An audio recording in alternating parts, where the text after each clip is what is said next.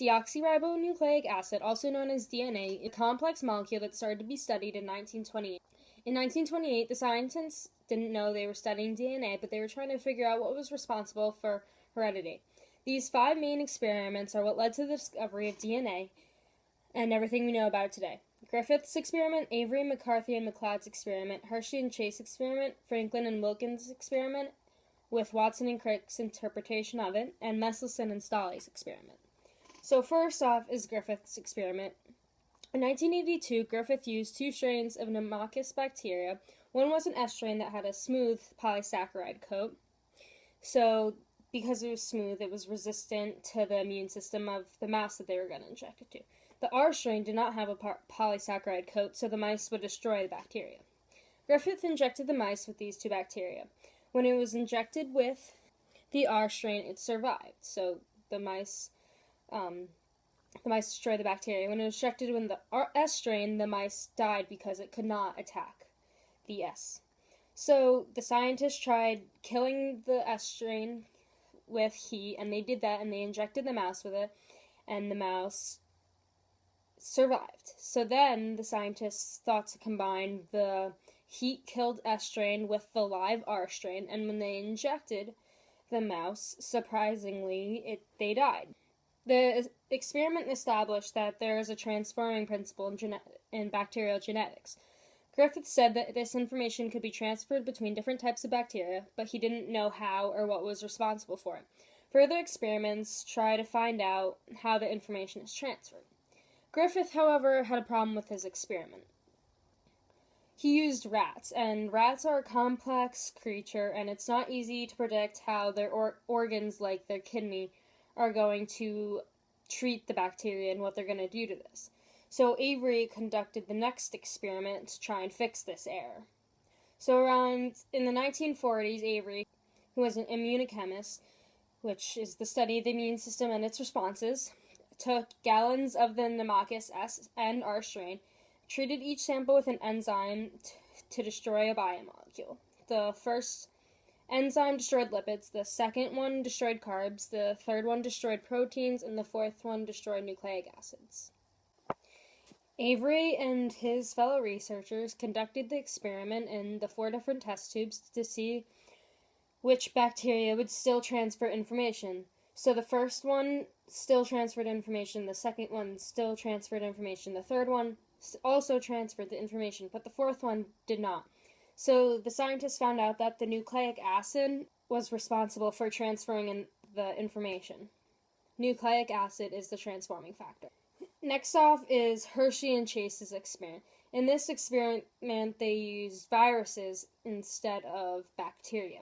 So these viruses were called bacteriophages, which means bacteria eater. Viruses are very simple. They are DNA enclosed by a protein. In order for a virus to infect its cell, it has to take over its metabolic machinery. The goal of the experiment is to show that DNA is a genetic material in a phage. When a phage infects a cell, the virion, which is the infective part of the virus, attaches to the cell it is infecting, and the proteins of the virus inject into the cell. The early DNA of the cell are transcribed and translated to produce enzymes which will copy the phage DNA and turn off the cell's DNA. Early genes start to accumulate, and then late genes transcribe and translate to form proteins for the capsid of the virus. The DNA in the capsid proteins accumulate and make a complete virion. The late gene is also transcribed and translated into a lysosome that will attack the wall of the bacteria. This then causes the cell to rupture, and the phage can infect another cell. The experiment discovered that a phage containing 32P, which is radioactive, infected a non-radioactive cell. But then, all the cell became radioactive. It also found that when bacteria was injected with a phage 35S, the virus coats removed the radioactivity. The experiment also cleared up that the DNA in the phages is injected into the bacterial cell, and the protein remains outside the cell, and that the injected DNA directs the formation of the new virus with a protein coat.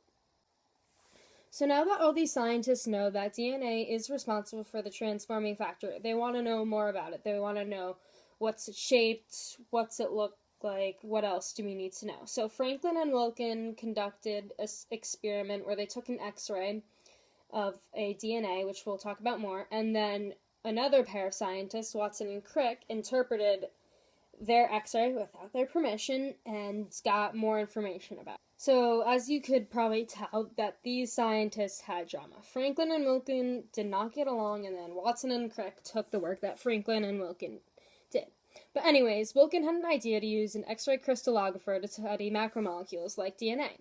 After looking at the X-ray, Franklin concluded that DNA had two twisting sugar and phosphate backbones, while the nitrogen-containing base were paired between them.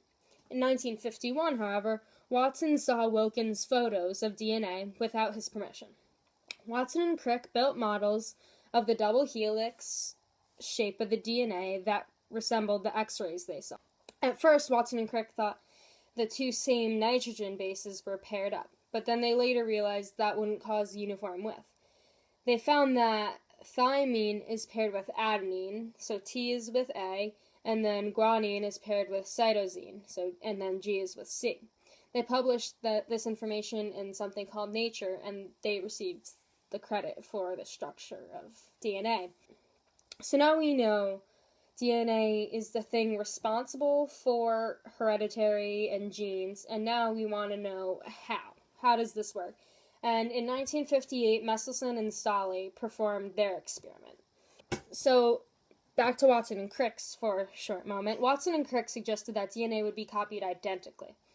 They also said when being replicated, the DNA would be separated but remain intact because it served as a replicate for synthesis of the complementary strand. One strand is half old and the other strand is half new.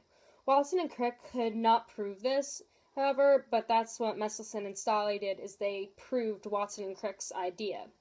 So in Meselson and Stolle's experiment, they grew a bacteria called E. coli, and E. coli has an ammonium ion in it, which is NH4 positive. But like any element, it has different isotopes. So they used the isotope 14 NH4 positive and the isotope 15 NH4 positive. Several generations of E. coli grew with the 15 NH4 positive isotope, which is the rare one. They found that this DNA was denser because of the rare isotope they used. They detected the DNA was more dense by putting it in a centrifuge. And a centrifuge is something that spins, and depending where the pieces land, how far they land from the center, that's how dense they are, and these pieces landed in an area where it showed that they were very dense. And they took a generation of the 15 NH4 generation cells, and they were put in with a cell containing the ammonium ion 14 NH4 positive, which is the normal one. And they allowed the cells to divide once, and then they looked at the DNA of the cell once it divided. The density of the DNA was the average of the 15 NH4 generation and the 14 NH4 generation. So the density was exactly between the two generations. Through the research of the DNA generation, they discovered many important facts. First of all, DNA molecules are not degraded and are not reformed from nucleotide between cell division. Second of all, each strand remains intact and replicates a complementary strand with available nucleotides. This process is called semi-conservative because half of the DNA is old and half of the DNA is new. Third, DNA is an immortal strand. It never dies until the cell dies. Bacteria was tested because it replicates what happens in a eukaryotic cell. Each DNA molecule is in one chromosome. Then the replication of a chromosome is also semi-conservative. Also, every eukaryotic chromosome has one immortal strand. So that's just a quick background on all the experiments of DNA and a lot of the information that we know today about it.